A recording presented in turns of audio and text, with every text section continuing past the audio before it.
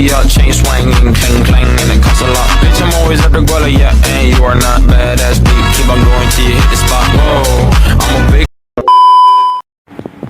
Perkenalkan, kami dari kelompok 4 matematika yang akan menjelaskan mengenai materi limit tak hingga.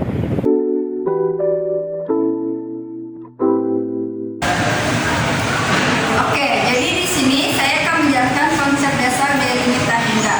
Dalam bahasa matematika, limit dituliskan seperti ini.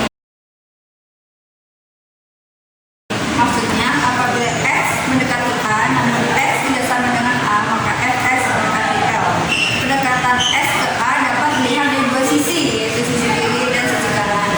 Dengan kata lain, x dapat mendekati dari arah kiri dengan arah kanan sehingga menghasilkan limit kiri dan limit kanan.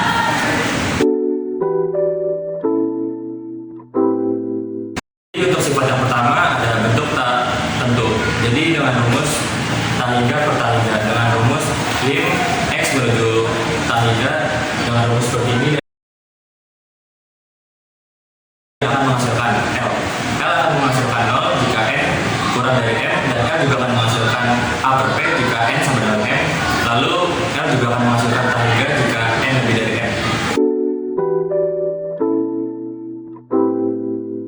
Saya akan menjelaskan contoh sifat satu dari limit tak tentu, yang dimana contoh soalan pertama itu lim x menuju tak hingga x pangkat 3 ditambah 2x per x pangkat 2 ditambah 1 hasilnya adalah tak hingga.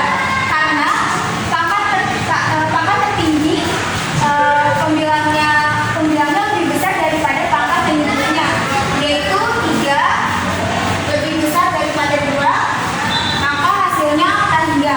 Contoh soalan kedua yaitu lim x menuju tak hingga, yaitu 4x pangkat 3 dikurang 3x pangkat 2 ditambah 2x dikurang 1 per 5x pangkat 3 ditambah 14x pangkat 2 dikurang 7x ditambah 2, hasilnya 45 karena angka tertingginya sama, yaitu 3,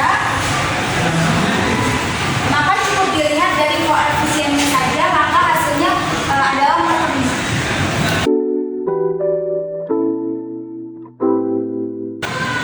Di sini saya akan menjelaskan mengenai sifat kedua dari bentuk tak tentu tak hingga dan tak hingga.